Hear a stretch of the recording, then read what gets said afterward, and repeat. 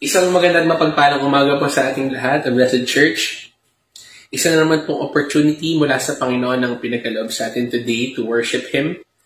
And before we continue po today, may I invite everyone to please open their Bibles to Psalm chapter 73, verses 23 to 28. Nevertheless, I am continually with you. You hold my right hand. You guide me with your counsel, and afterward you will receive me to glory. Whom have I in heaven but you? And there is nothing on earth that I desire besides you. My flesh and my heart may fail, but God is the strength of my heart and my portion forever. For behold, those who are far from you shall perish. You put an end to everyone who is unfaithful to you. But for me, it is good to be near God. I have made the Lord God my refuge, that I may tell all of your works. Yan. Ito pong Psalm chapter 73, specifically po yung walang 23 hanggang 28. Yan po yung conclusion nung psalmist po na si Asaph.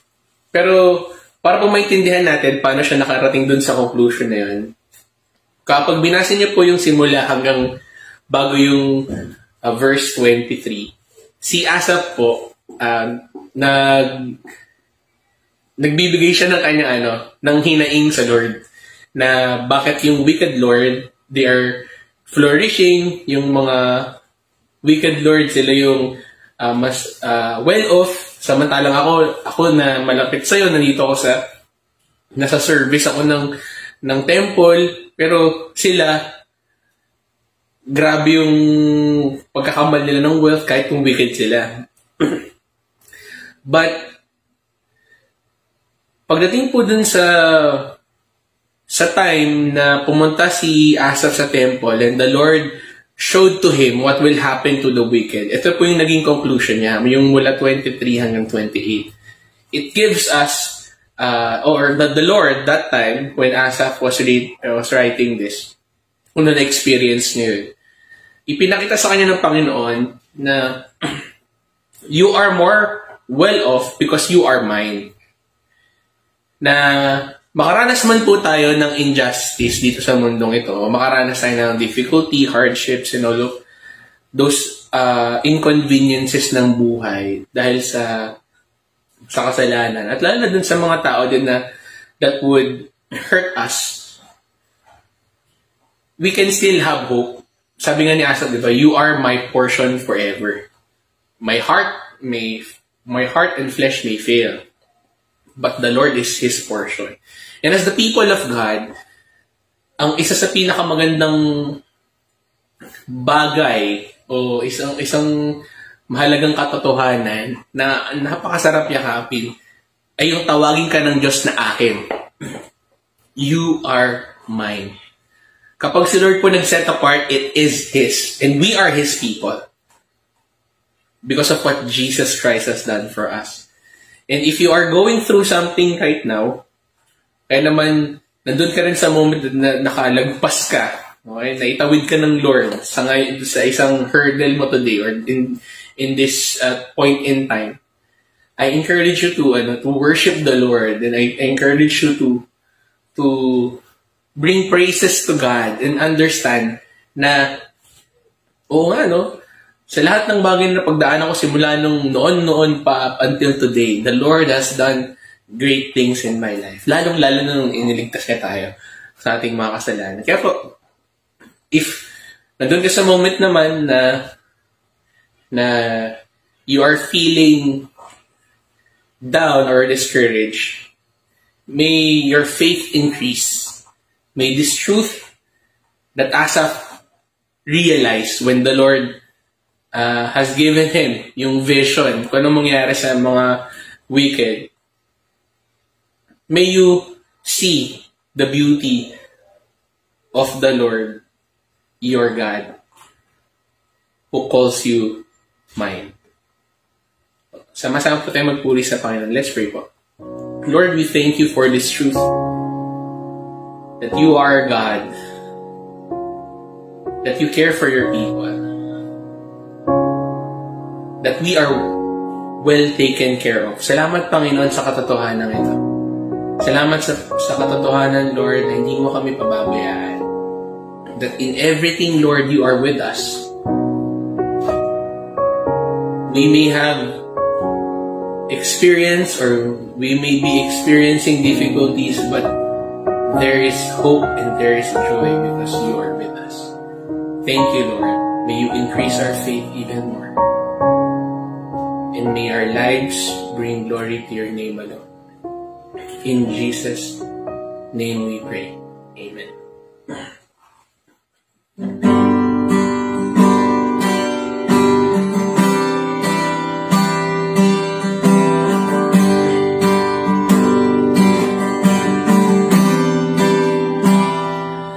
Be still, there is a healing.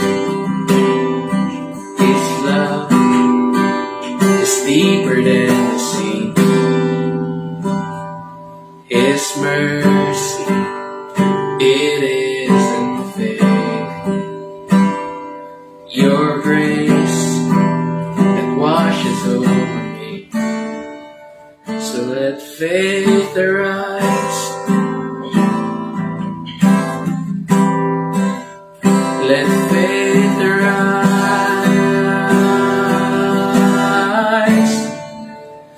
I lift my hands to believe again. You are my refuge, you are my strength. As I pour out my heart, these things I remember. You are faithful, God, forever.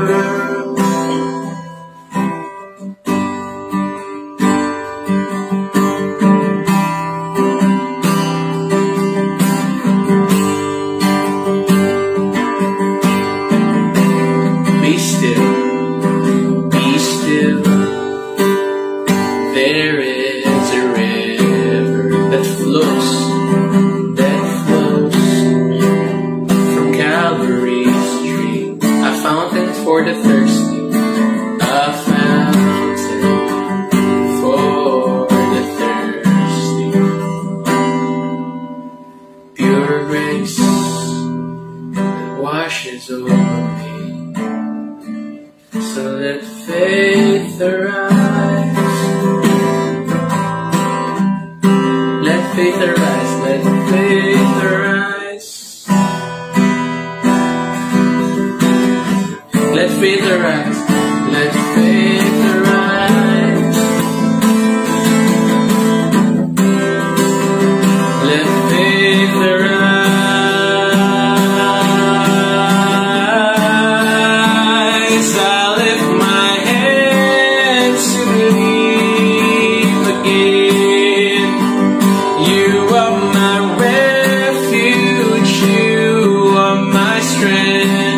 As I pour out my heart.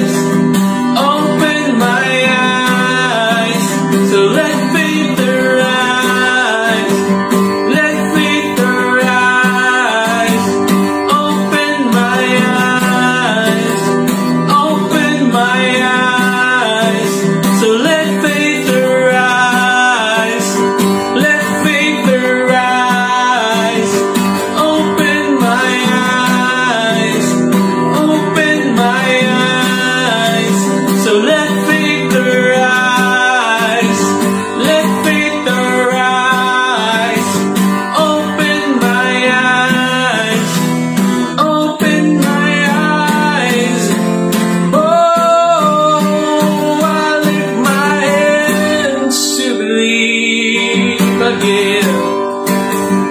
You are my refuge, you are my strength. As I pour out my heart, these things I remember.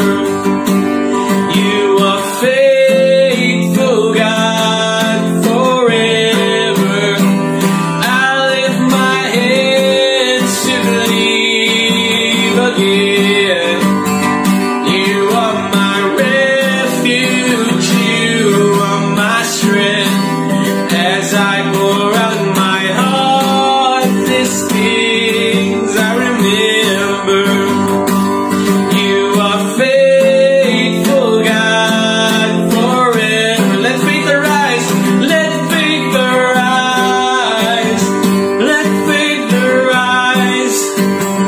Open my eyes, open my eyes. Let faith arise, let faith arise. Open my eyes, open my eyes. I lift my hands to believe again. You are my refuge, you are my strength. As I pour out my heart, these things I remember. You are faithful, God, forever.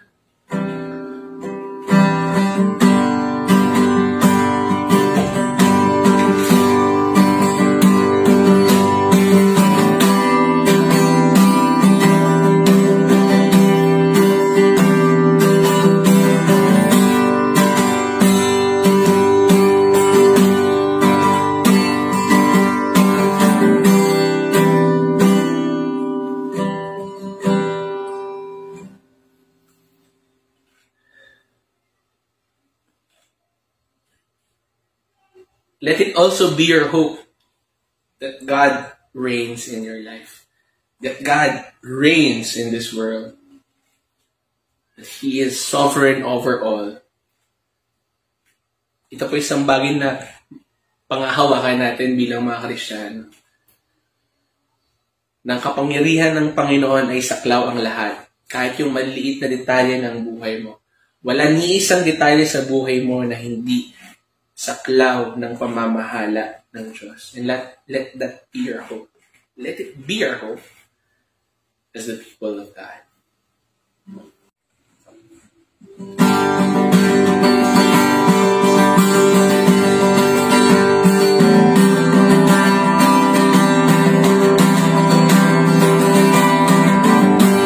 Over star-filled sky,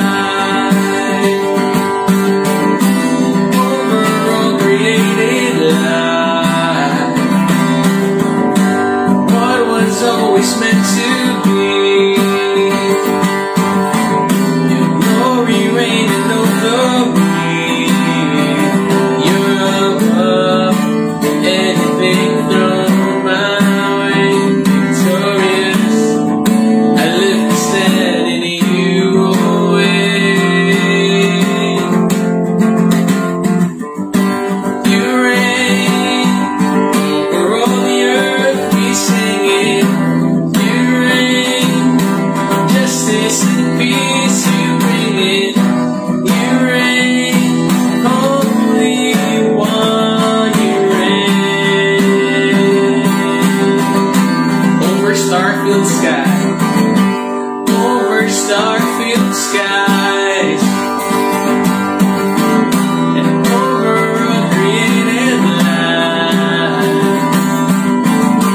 What was always meant to be. Glory reigning over me. You're above anything thrown my way. Victorious, I live to stand in you always. You reign over all the earth, we sing it.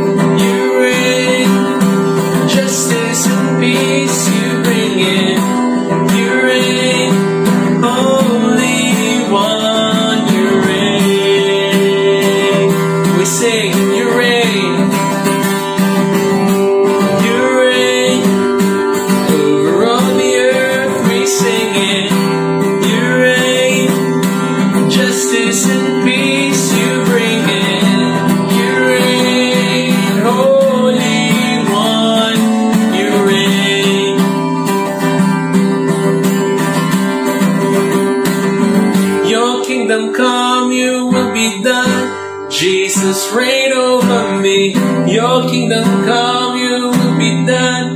Jesus, reign over me. Your kingdom come, your will be done. Jesus, reign over me.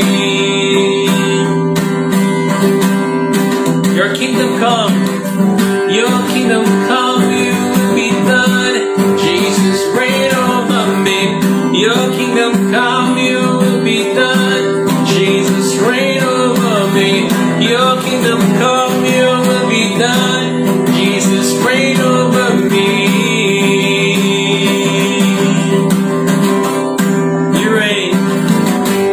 You reign over all the earth. We sing it.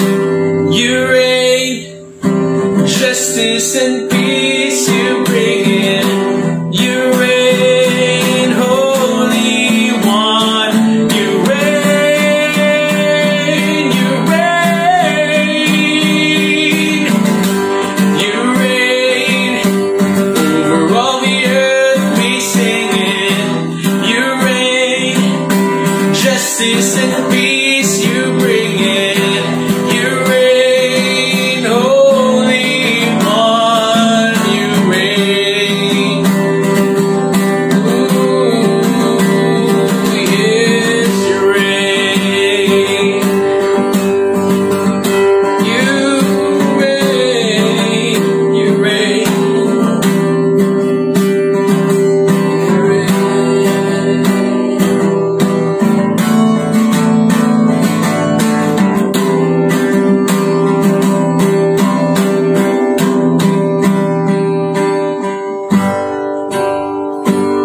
Lord, we thank you for the truth that you are our God, that you are in control, that in everything, Lord, you are with us. You uphold us, Lord, in your hand.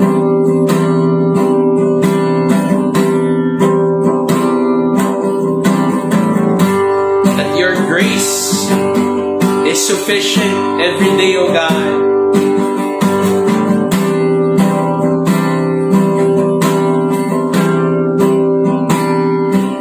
Thank you, Lord, for enabling us to worship. Enabling us, Lord, to pray.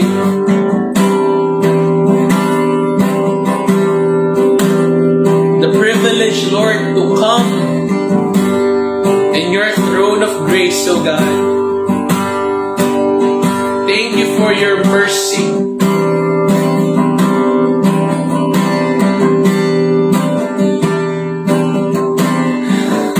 Thank you, Lord, for everything.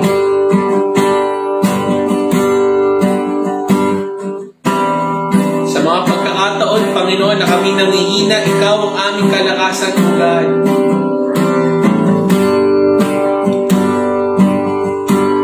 Ikaw ang aming tagumpay, Panginoon.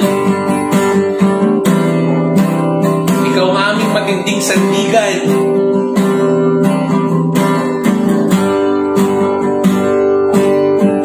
Ikaw ang aming proteksyon, O God.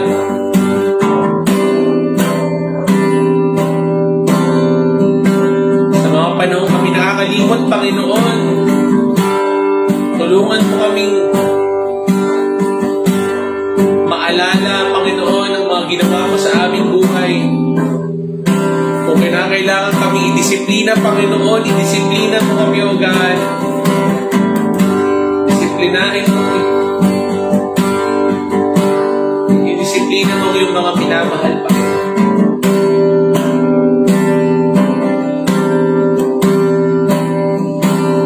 May we continue to worship you, continue to love you. And in humility, Lord, submit to your will, O God. Dahil yun ang karapat-dapat. Yun ang nararamdaman. Salamat sa pagiging tapat, O God. Salamat, Panginoon. Salamat. Ito po yung aming taus-pusong panalangin sa matamis na pangalan ni Jesus. Amen. Amen.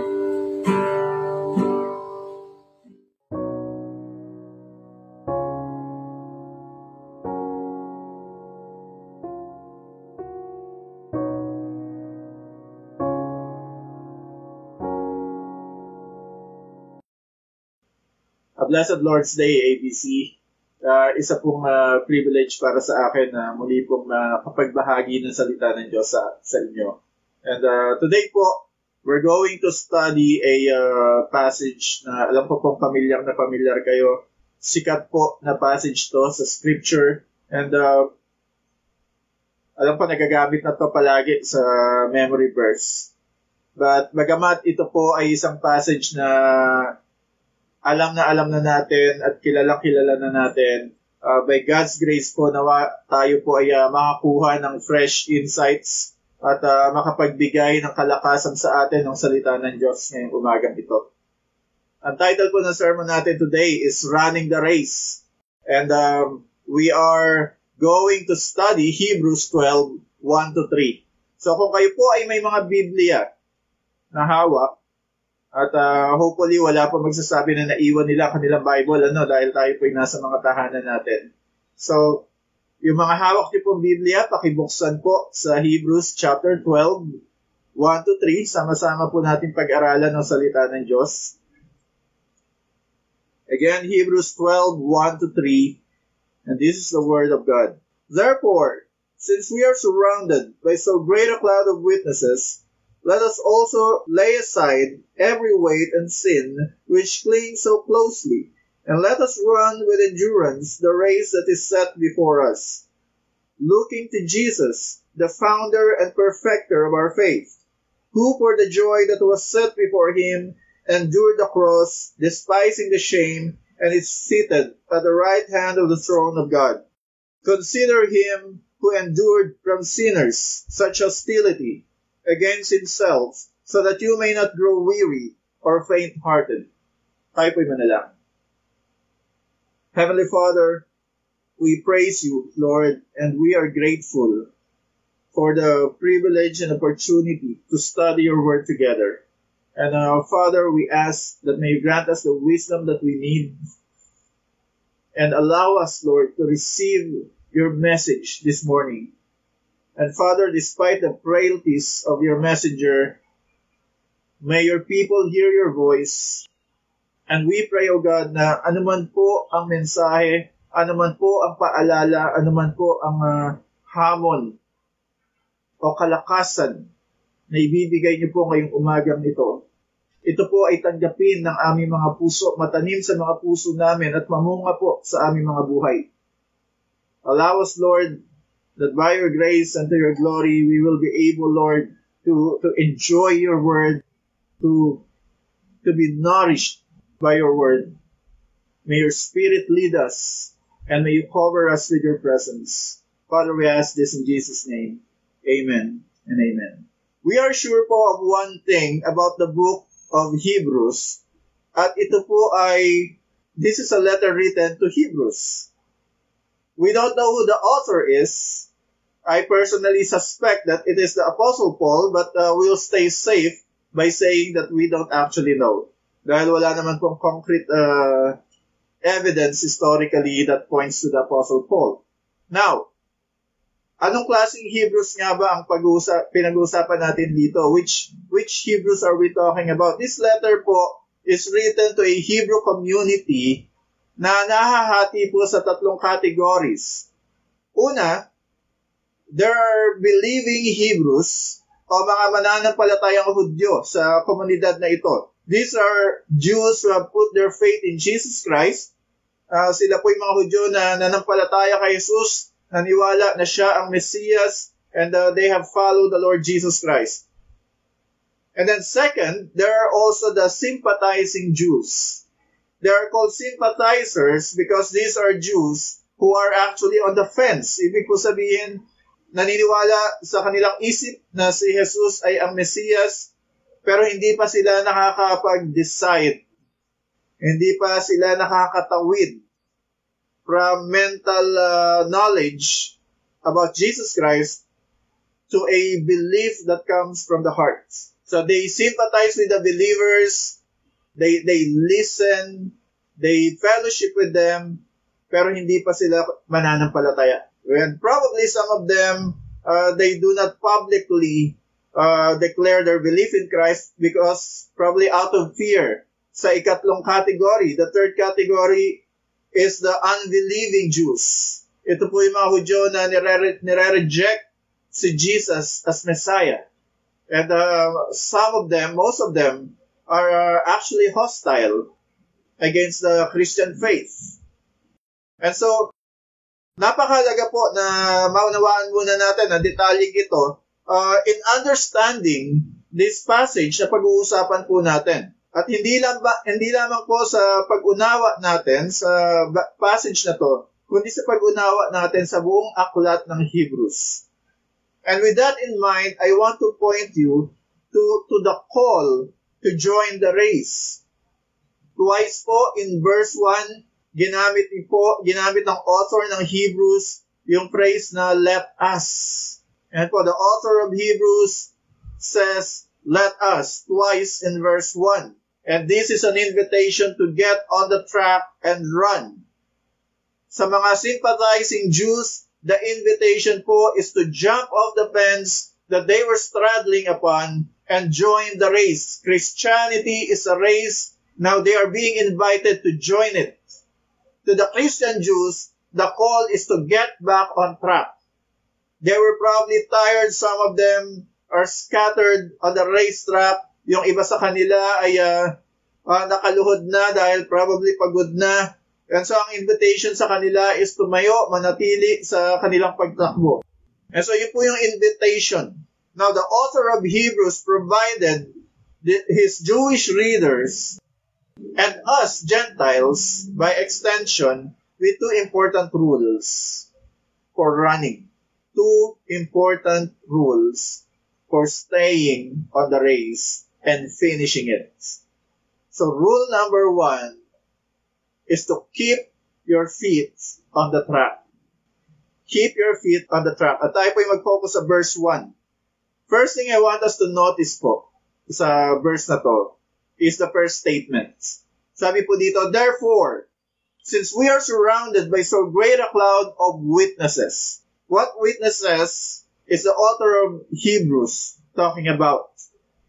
We've often hear the explanations na these are the people around us. Ito yung mga hindi mananampalataya na nasa paligid natin, na nakatingin sa atin, and therefore, kailangan natin maging maingat sa ating buhay Kristiyano dahil maraming nanonood sa atin. So tayo magpakita ng isang magandang testimony, something like that, to the effect that we are performing before an audience. And we need to perform well. Pangalawa po, there are those who says that these are the other Christians who are cheering us. As we run the race, sila po yung mga nasa grandstand, bleachers, sila po yung nag-cheer sa atin. The thing is, if we understand the depravity of man, you will not imagine other believers holding pom-poms and chanting your name. Di po ba? This is why we want this kind of interpretations. Ano po?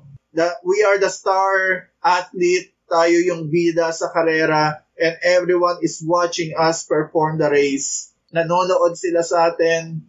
They're cheering us because tayo yung bida ng mabuhay natin. This is our story, and it's all about us. It's like we are some kind of a sports hero na pinapanood nila. That's not what the scripture is about. And we need to stop making the scriptures about ourselves. The whole Bible is about one person, and that is Jesus Christ, and it is His name that the great cloud of witnesses is chanting, not our name. In order to understand po kung sino itong great cloud of witnesses na to na binabanggit sa verse 1, we need to go back to the previous chapter, chapter 11. The first word of Hebrews chapter 12 verse 1 is therefore. And this word is actually a bridge. The word therefore po, kapag ito po ay nababasa nyo sa Biblia, you should take note of this word because this is a very important word. It connects the previous passage to the passage that you are studying, that you are reading. And at this point, it actually connects chapter 11 sa verses 1 and 2 ng chapter 12. Sabi ng author ng Hebrews, therefore. Ang Tagalog po ng therefore ay kaya nga. it connects chapter 11 to the passage we're studying right now. Ano po ba ang nasa chapter 11? We tend to call it the Hall of Faith. It is a list of names of Old Testament characters. Una po, it gives us the definition of faith. Faith is the essence of things unseen, the evidence of things hoped for, and then it provided us with a list of all the Bible characters na nagpakita ng pananampalataya. It is a list of godly men and women, imperfect but godly. So many Bible characters mentioned, and all points to the fact that they are all believers. They all had faith, and their faith led them to certain actions and decisions that brought about God's purpose and glorified the Lord. Hebrews 11:32-40 tells us about what they accomplished. Ano yung mga nagawa nila, and also what they suffered. Ano yung kanilang mga kinaharap, ano yung mga sufferings sa kanilang dinanas. And all of this points to another fact, that they have faith, and we find out that their faith goes beyond their immediate situations, goes beyond their immediate generation, goes beyond their immediate history. Yung pananampalataya po ng lahat ng Old Testament believers na binanggit sa Hebrews 11, they point forward, they look forward, they believe forward beyond their time, beyond their stories. They look further ahead. They believe in something beyond, for example, the freedom from Egypt, entering the promised land, defeating their enemies. They believe in the Messiah who is to come. They believe in the promise given in Genesis 3, that the offspring of the woman will come to crush the head of the snake. And so lahat po ng mananampalataya sa lumang tipan, who were called believers, they actually believe in the Messiah who is to come na hindi nila naabutan. Kaya nga po sabi sa Hebrews 11, they died without receiving the promise. And yun po yung difference nila sa atin. They look in faith forward in time to the yet-to-be-born Messiah, while we look back in faith, in time, to the finished work of the Messiah. They believed in anticipation of what will be done at the cross of Calvary, and we believe in confidence to the work that has already been done. And so the cloud of witnesses is the Old Testament believers who went and ran the race before us, serving as witnesses to the fulfillment of the faith that they had. The Messiah. Kahit hindi nila naabutan ng Messiah, they had faith. It is Jesus' name that they are chanting, again, not ours. They are not your cheerleaders. They are Jesus Christ's trophies to tell you about His faithfulness and power to work in the life of ordinary, undeserving people.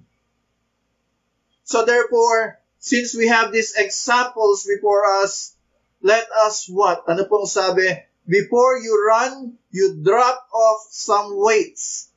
Weights that will slow us down. Let us lay aside every weight and the sin that clings so closely. The Old Testament believers had their own brushes with burdens and sin.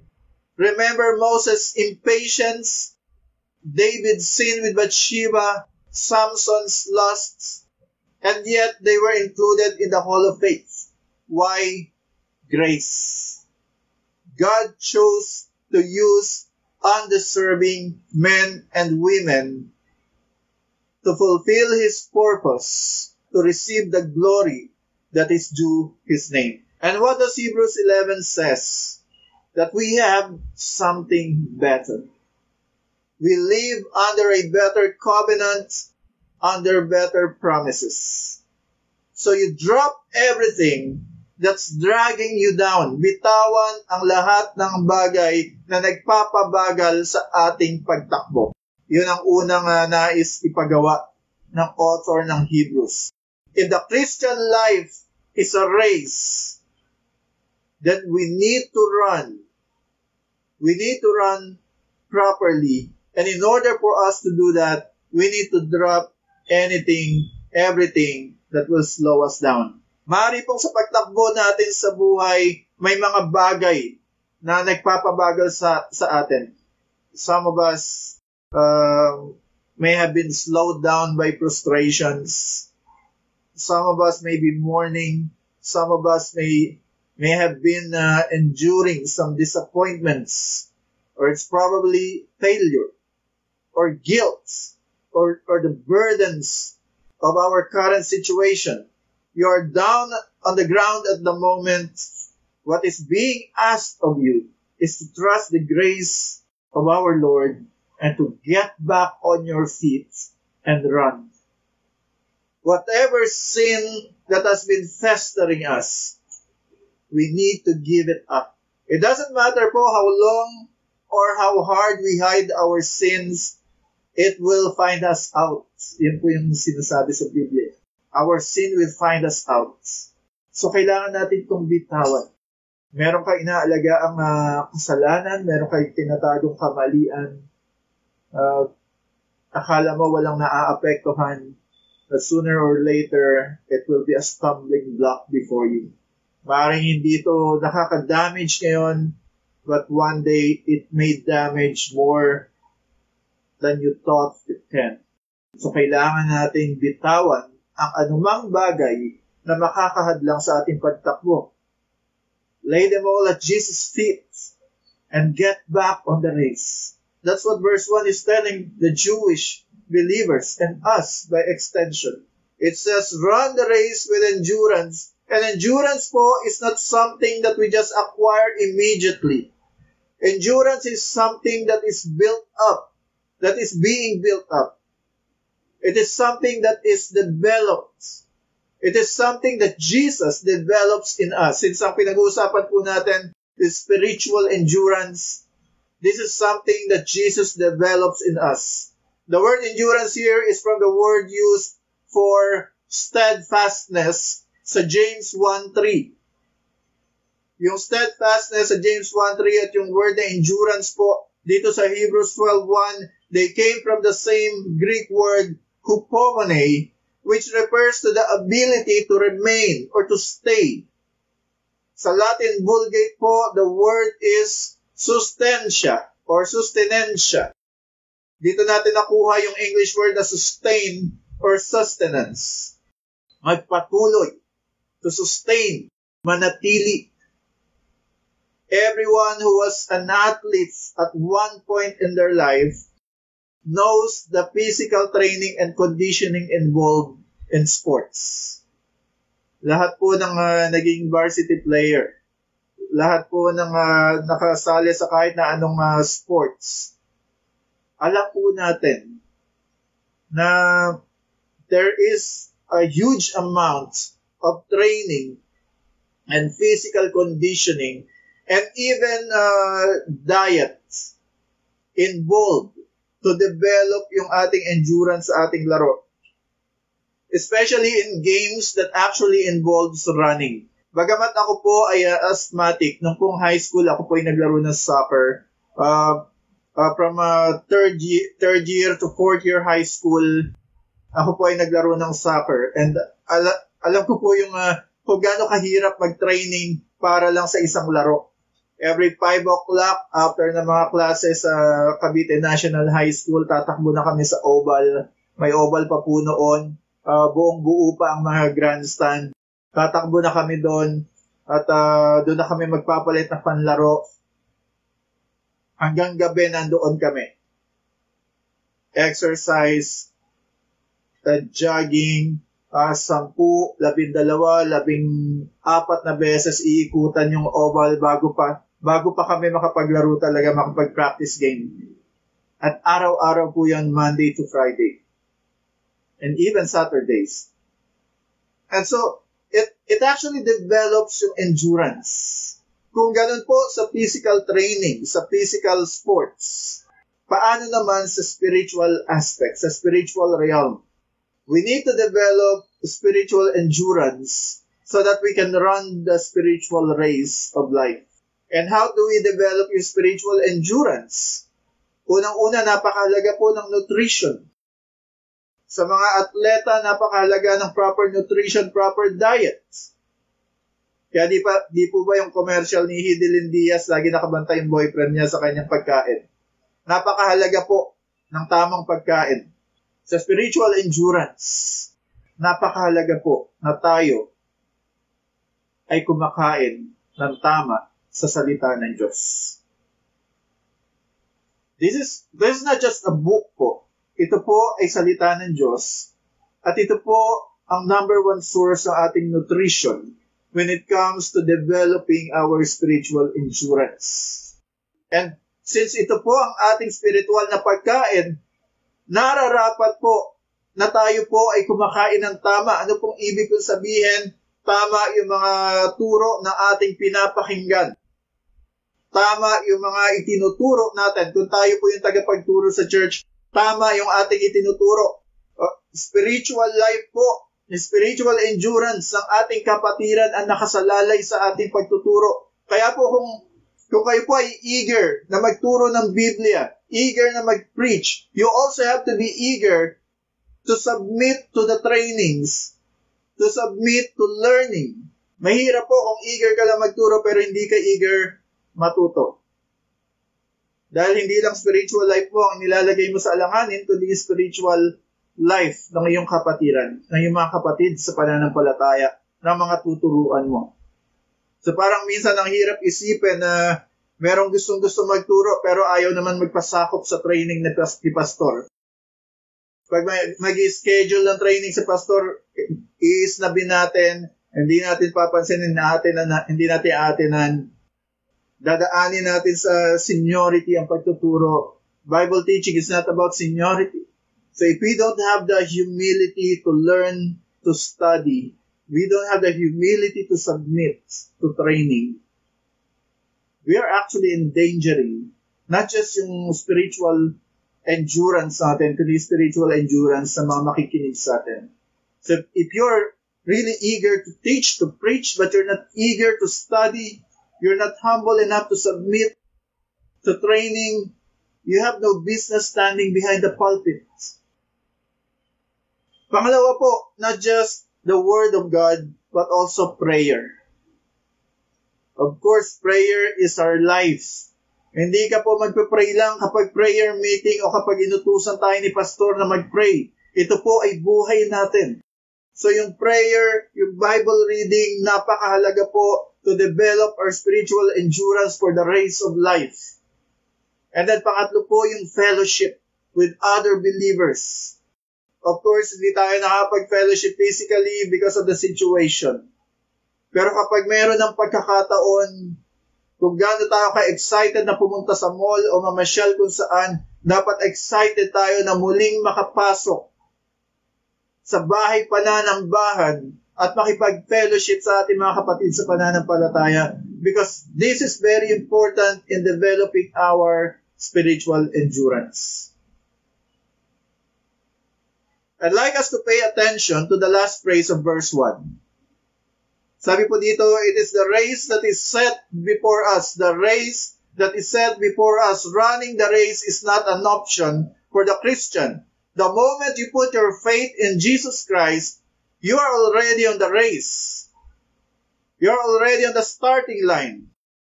It is God who set the race before us, and at times, He put some hurdles along. That's Christian life, mga kapatid. It's not a walk in the park on a cool day kung saan lahat na makakita sa iyo ay babatiin ka ng hi at laging masaya. Christian life for the true follower of Jesus Christ is a race. And there will be hurdles and obstacles, and there will be people throwing things at you, yelling at you to give up, and there will be distractions. That's why we need spiritual endurance. And yet we are called upon by the word of our faithful, sovereign God to run the race with endurance. So, brothers and sisters, we need to keep our feet on the track. We need to keep running the spiritual race that we sometimes call sanctification. We need to run this race. Hindi tayo pwedeng tumambay, hindi tayo pwedeng tumigil, hindi tayo pwedeng manatiling nakadapa. Yes, there will be times na tayo po ay matitisod, tayo ay matutumba, pero we need to get up, pagpagan ng ating mga katawan at muling tumakbo. If you need to pause for a while to breathe, you breathe. But after you have breathed, nakabalik ka na sa normal breathing mo, na-refresh ka na, you go back to the race. You don't run back. You don't run the opposite way. You run forward. Pangalawang rule po is to keep your eyes on the Lord. Una, you keep your feet on the track. Pangalawa, you keep your eyes on the Lord. Verse 2 begins with looking unto Jesus. Don't look at anyone else, mga kapatid. Don't look at the distractions of life. Don't look at the people booing you. And don't even look at your fellow runners. Dahil baka usually nakakabanggaan tayo kapag conscious tayo sa paligid natin. The more tayong nakakagawa ng pagkakamali. And sometimes kapag nakatingin tayo sa mga kapwa natin mananakbo, it's either tayo madi-discourage or tayo magkakaroon ng pride. Uy, nauuna ako, naiiwan ko na sila. At nagkakaroon ka na ng pride. Uy, ang bagal naman nila tumakbo. Di sila makasabay sa akin. Kumakain sila ng alikabok ko. That's pride. Ay, nalayo na nila. Nag-uumpisa pa lang ako. Huwag ko na kaya ituloy. You know, we get those things because we look at other people. If we focus on others, we may either be discouraged, disappointed, or distracted because, you know, people will fail us. We should know that by now. People will fail us. Especially those who profess to be believers but doesn't show any fruit to back their belief, to back their profession of faith. So we will be disappointed. We will be frustrated. So kanino tayo titingin? The point here po is sometimes kasi tayo mga Kristiyano, we make idols out of sinners. We put people on pedestals. Not knowing that at one point in their life, maaaring sila ay mag-fail. And when they fail, we get frustrated. We get disappointed. People will fail us. If there's one person you need to fix your eyes on during this great race of your spiritual life, it's Jesus Christ. Actually, that's the word na ginamit po ng NASB, New American Standard Bible, is actually the word fix. Sabi sa NASB, fixing our eyes on Jesus. And it came from the original word aphorao, which actually means looking away from all else, looking away from everything else, and fixing one's gaze on our objects. At ang object ng ating paningin ay walang iba kundi ang Panginoon. And Hebrews po sa verse 2 gives us two reasons why we are to look to Jesus and not anyone else. First, it is because of who He is, at pangalawa, it is because of what He has done. Una, because of who He is. Sino ba si Jesus ayon sa verse 2? Sabi dito, He is the founder and perfecter of our faith. This literally means that He is the one who establishes faith sa puso ng isang mananampalataya. He authored it. You didn't just decide one morning of your life and said, I will believe in Jesus Christ today. Hindi ka po nag-decide one morning na ikaw ay mananampalataya. You didn't make that decision. You were drawn by God Himself. Jesus said, no one comes to me unless the Father draws him. He authored your faith. He is the one who put that ability to believe in your heart. He was the one who turned that stone into a heart of flesh. Because without the mediation of our Lord, without the work of the Holy Spirit, we will not put our faith in Jesus Christ. We will put our faith on our own abilities. We will put our trust on ourselves. Kung hindi kumilos ang Diyos, kung hindi ka binigyan ng kakayahang manampalataya ng ating Panginoon, hindi ka mananampalataya. We had no part in our salvation other than committing the sins that actually required the salvation that Jesus has provided at the cross of Calvary. We take zero credits for our salvation, and the best thing is, because He was the one who established that faith that we have, He will be the one to bring it to completion.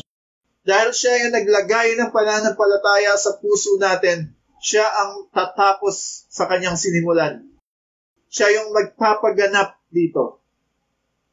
To perfect means to bring something to completion. So Jesus started something in your hearts, and He develops it, and then one day He will bring it to completion. Actually, completion is the word that we find in Philippians 1:6, kung saan Paul shares the same expression. Ano po sabi ni Pablo sa Philippians 1:6? And I am sure of this. I am confident that He who began a good work in you will bring it to completion at the day of Jesus Christ. Verse 1 gives us the challenge to run the race with endurance. Verse 2 gives us a guarantee, a promise that the same Jesus who saved us, who initiated the faith in us, will be the same one to finish the job. If Jesus is the one working in us, no amount of pain, no amount of failure nor guilt will ever stop us on our tracks. Since Jesus was the one who qualified us into this race, no one or nothing will be able to disqualify us. Walang sino man pong tao, walang sitwasyon sa buhay will disqualify you from the race, because Jesus is nag-provide ng qualification natin. Brothers and sisters, it may be a long way to go. There may be a lot of hurdles on the way sa ating takbuhin. And sometimes, I agree, it can really be discouraging. There is so much betrayal, there is so much hurts, there's even persecution for us Christians. And sometimes we are tempted to do something bad, to compromise. Because I get it, life has been hard, and especially with the pandemic. We may be tempted, to take shortcuts. We may be tempted to compromise our faith. We get frustrated. We get impatient at times. Some of you, brothers and sisters, you may have been running faithfully for a long time. And probably, hindi ka pa nakakapag-break, hindi ka pa nakakapahinga. Nararamdaman mo na yung pagbigat ng iyong mga binti. And sometimes you just want to stop. You just want to run the opposite direction. You just want to give up. Some of us may have received so much bruises. Marami na tayong galos, ilang beses na tayong napaluhod sa takbuhin ito. Of course, I'm speaking spiritually. We have bruises and scars, but the encouragement of verse 1 is that we continue to run with endurance. And the promise of verse 2 is that Jesus will see you through. And what is the secret? You fix your gaze upon Jesus Christ. Jesus hasn't failed you yet. Hindi po ba? Jesus hasn't failed you. And He never will. Jesus will never fail us. So we fix our eyes on Him who will never fail us. Remember the cloud of witnesses? Jesus put them there before us to remind us that He is faithful and able. Because at the end of the day, it's all about Jesus Christ. It's all about His ability to keep us on the race. It's about His ability to see us through to the finish line. And the second reason po to fix our gaze on Jesus Christ is because of what He did. Sabi po sa verse 2, for the joy that was set before Him, He endured the cross, despising the shame. Alam niyo po kung ano sinasabi ng scripture dito. Jesus endured the cross. Yung torture, yung pain, yung agony, yung brutality ng Roman soldiers. 9-inch nails sa kanyang mga kamay at paa. 3 to 4 inches of thorns were pushed down His skull. Metal spikes strapped in leather strings ripped off the skin of His back. Kasama na doon yung paglalakad ng napakalayo on His bare feet, carrying a cross that is probably thrice or 4 times His weight. And then, nandun yung agony of the cross. And then there was the mockery of the people, the mockery of His enemies, the spitting, the yelling, being lined up among criminals displayed before the public, that shame, that pain. Sabi sa verse 3, He suffered such hostility at the hands of sinners. The full depravity of man poured out on Jesus Christ at the cross of Calvary. And yet, behind the pain, behind the shame, ano pong sabi dito? Jesus had joy. Because of the joy that was set before Him, He endured all of that. Sa kabila ng sakit, ng dugo, ng luha, ng pawis, ng kahihiyan, nandoon yung kagalakan kay Jesus. Behind the swollen eyes, the blood-red eyes of the Messiah, nandoon yung spark of joy. Behind the broken lips, the bloodied lips of our Lord, there is a smile. Saan nanggagaling tong joy na to? It was the joy of accomplishing what God has called Him to do. It was the joy of being able to fulfill His promise, of being able to present the church to His Father, of being able to secure the reconciliation of sinners to the Holy God, and bringing glory to His Father. The joy of saving you and me. And Jesus set for us an example to follow, that we can run and endure kung ano man yung nasa harapan natin, kung ano man yung sasalubong sa atin sa tagbuhay natin sa buhay. We can run with endurance and we can run with joy, because we know that when we are done with this race, when we reach that finish line, our Father will get the glory. Jesus will be honored. God will be glorified, because again, at the end of the day, it's all about the glory of our God. Now, I'd like us to close with the last part of our passage. From the last phrase po ng verse 2 all the way to verse 3. Basahin po natin uli. Sabi po dito, and is seated at the right hand of the throne of God, consider Him who endured from sinners such hostility against Himself, so that you may not grow weary and faint-hearted. Jesus literally sits on a throne at the right hand of God. Remember po that Jesus ascended in a resurrected and glorified body. a body that can be touched. Matatandaan po natin na hawakan po ni Thomas yung mga sugat ng ating Panginoon.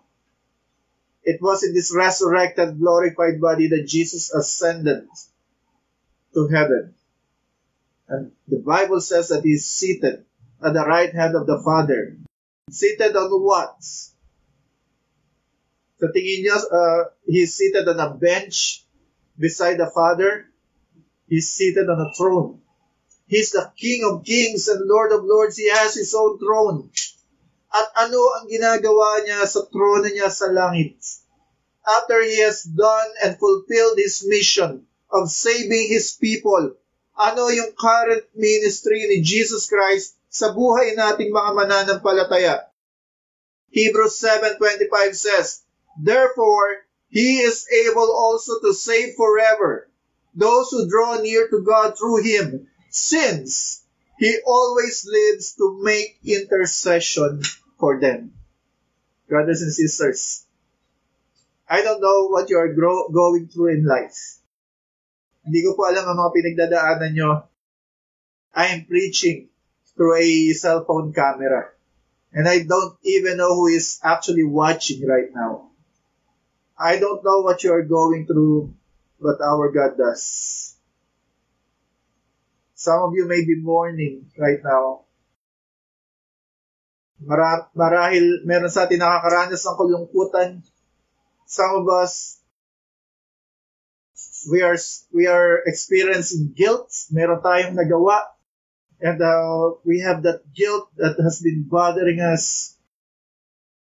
There is this struggle na hirap tayong ma-overcome. Some of us are probably suffering from depression.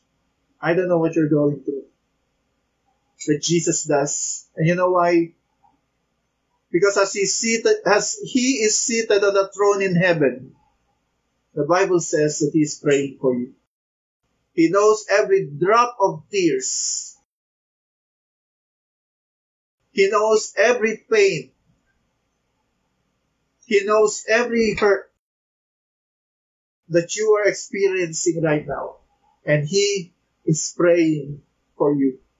So, ang isang Kristiyano po has no right to say that no one cares and no one is praying for him or her, because Jesus does. As you run this race, Jesus prays for you. He intercedes for you. He advocates for you. As He sits on the throne, hindi lang siya nakaupo doon at naghihintay ng schedule ng kanyang muling pagdating. As He sits on His throne, He prays for you. He intercedes for His saints. And this is why verse 3 says, to consider Him, to look upon Him, to remember Him. Minsan pag may problema tayo, una natin tinatakbuhan kung sino-sino. And sometimes ang problema kapag yung tinakbuhan natin, imbis na tayo ay gabayan, imbis na tayo ay panalangin, ichichismis pa tayo. So instead of running to someone, in our troubles, we run to Jesus. We draw our strength from Him. We go to the throne of grace. Because we have a high priest. We have a Lord, a Savior, a Master, a friend who is praying for us. Kaya po sabi, so that we will not grow weary and faint-hearted. Gaano man po kalubak ang dinadaanan natin sa ating takbuhin. Gaano man karaming hurdles. Jesus will see us through. And habang tumatakbo tayo, the Bible says He's praying for us. During His last imprisonment po, sa isang malamig na prison cell sa Rome, Paul wrote his last letter. And this letter is for Timothy. This is actually an instruction, a letter of instruction, but in a way it is also a farewell letter. This letter was written to his son in the faith, Timothy. And in this letter, he wrote these following words. 2 Timothy 4:6-8. For I am already being poured out as a drink offering, and the time of my departure has come. I have fought the good fight. I have finished the race. I have kept the faith. Henceforth, there is laid for me the crown of righteousness, which the Lord, the righteous judge, will award to me on that day, and not only to me, but also to all who love his appearing.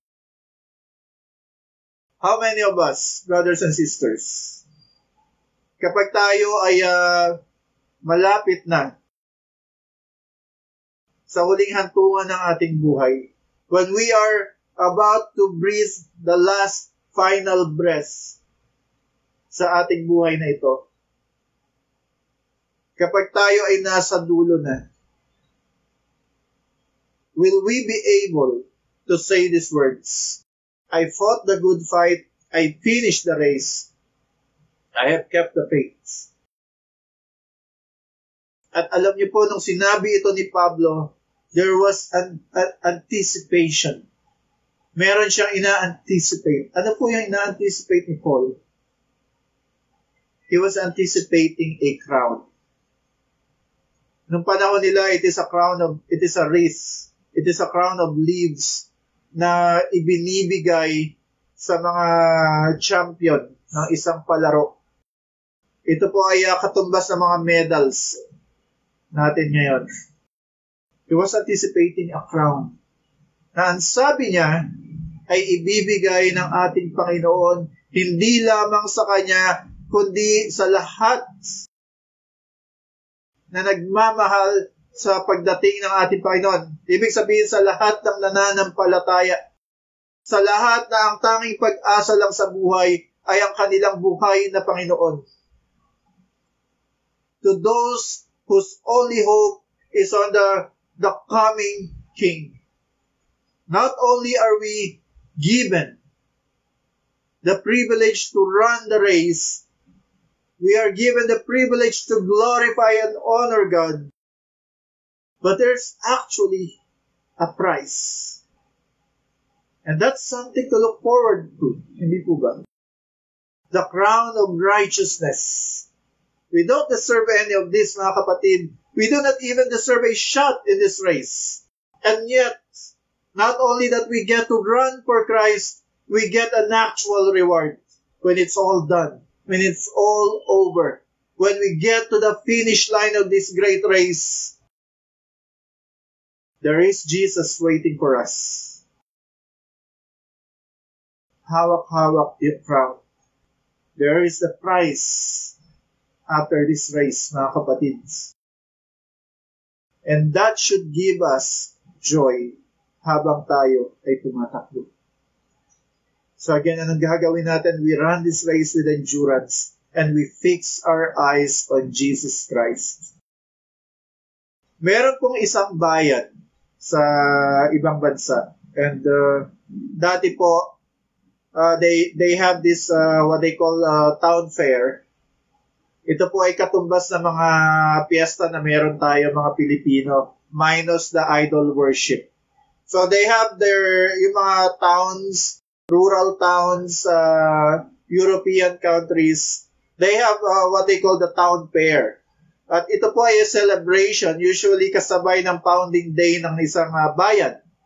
And so they hold a grand feast in the middle of the town, sa town square. At sa isang bayan na ito, ang gitna ng town ay isang malaking fountain. At nandito lahat, yung city hall, yung mga mahalagang building sa town na ito. Isang rural town, isang simpleng town, and once a year they celebrate. So meron silang fair, meron silang yung version nila ng Tianggian, kung saan sila ay nagtitinda at bumibili ng iba't ibang products. Merong mga street performers, merong mga pagkain, and the children are enjoying yung mga toys na tinitinda sa street. Napakasaya po. isang makulay na celebration. So meron pong isang pamilya na pumunta dito sa town na to in order to celebrate at makita nila kung gaano kasaya yung bayan. So when they reach the town square, sabi ng mga magulang sa kanilang dalawang anak, they can look around, tignan nila yung ibang bata na nag-enjoy, makisali sila sa mga palaro, habang yung mga magulang nila, they're going to look around sa trade fair, at titignan nila kung ano yung kanilang mga pwedeng bilhin. At doon sila magkikita sa gitna, because right in front of the fountain, sa gitna ng city, ay merong isang church. The only church in the town. At ito yung pinakamataas na structure sa bayang ito. Dahil sa bell tower ng church ay merong mataas na cross. Nakita kahit saan sa bayan. Sabi ng parents, dito lang tayo magkikita. Huwag kayo masyadong lalayo. Pwede kayo magtingin, makilaro kayo sa ibang bata, but huwag kayo masyadong lalayo. And then sa pagtitingin-tingin ng dalawang magkapatid, nakita sila ng mga batang tumatakbo at tila may hinahabol. At nakita nila sa saya ng mga batang tumatakbo, so nakitakbo sila. Sinundan nila yung mga bata at nawili po sila. Dahil yung mata nila nakatutok doon sa kanilang mga hinahabol at gusto nila makipaglaro, hindi nila napansin na ang layo na ng kanila tinakbo, nakailang liko na sila. And then nawala na sa paningin nila yung ibang bata.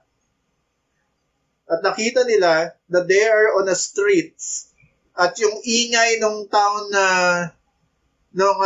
square ay napakahina na. Ibig sabihin, ang layo na nila. So naglakad sila pabalik, hindi nila alam kung saan sila lumiko. At lalo silang naligaw. Iiyak na po yung mas bata sa magkapatid. Dahil naliligaw na sila, di na nila makita yung kanilang parents. Pero yung ate, yung mas nakakatanda, ay tumingala. At pagtingin niya, nakita niya yung cross. Ang pinakamataas na structure sa buong bayan. Sabi nung ate, tahan na, nakikita mo yung cross na yon, susundan natin yung cross. Huwag mong aalisin ang tingin mo dun sa krus. Titignan natin yung krus, susundan natin. Dun tayo pupunta. So, looking at the cross, they walked. Kung gaano sila kalayo, kung ilang liko, hindi nila inaalis yung tingin nila. From time to time, nahaharangan na ibang structure yung cross, but they keep their eyes on that direction kung saan naroroon yung cross. At habang lumalapit sila, sabi ng maliit na bata, nung nakababatang kapatid, ate, palaki ng palaki yung cross. Sabi ng ate, oo. Ibig sabihin, palapit na tayo ng palapit. And so they kept on walking until they reached the town square. And there, in front of the church, nakita nila ang kanilang mga magulang waiting for them. So they ran to their parents at kanila po niyakap ang kanilang mga magulang. Right there, underneath the cross. As we run this race, mga kapatid, again, there will be hurdles. There will be distractions. But we keep our eyes on the cross. We keep our eyes on Jesus Christ.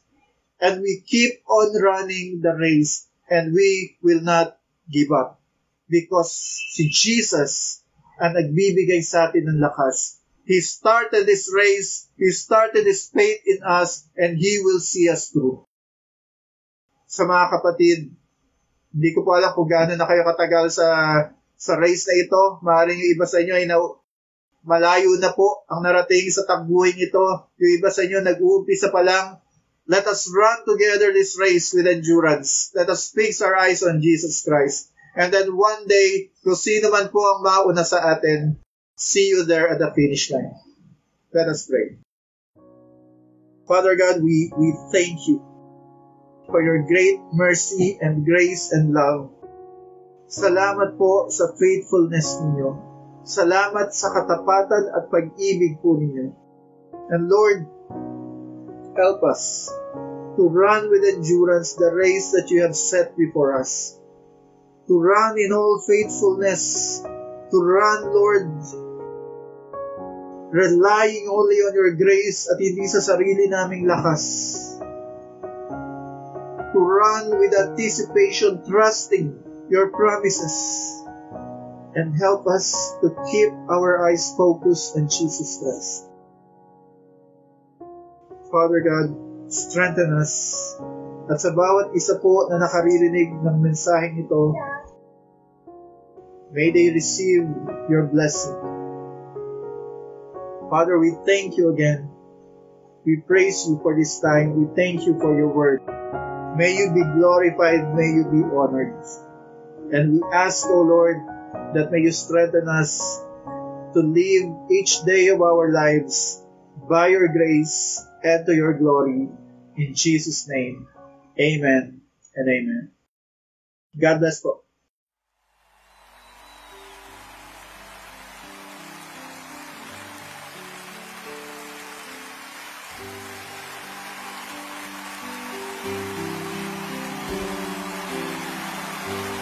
There is none like you.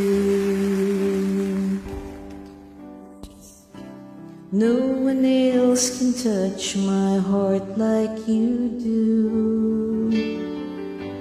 I could search for all eternity long and find there is none like you. There is none like you. No one else can touch my heart like you do. I could search for all eternity long and find there is none like you.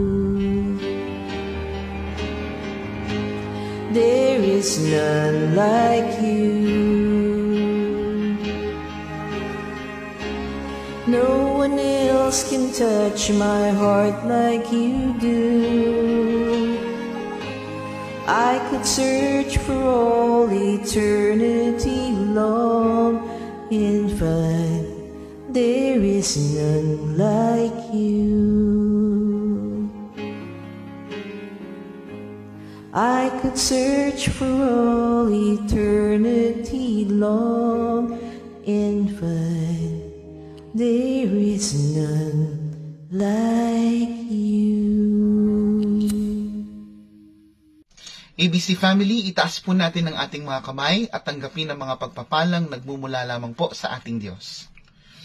At sa Kanya na makapag-iingat sa inyo upang hindi kayo magkasala at makapaghaharap sa inyo ng walang kapintasan at may malaking kagalakan sa Kanyang kalwalhatian, sa iisang Diyos na ating tagapagligtas, sa pamamagitan ni Hesukristo na Panginoon natin, sa Kanya ang kalwalhatian, kadakilaan, kapamahalaan at kapangyarihan, mula pa noong una, ngayon at magpakailanman.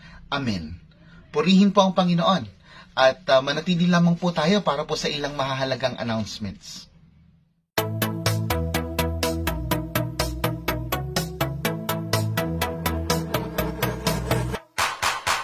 You're the reason why our hearts are beating. You're everything we need.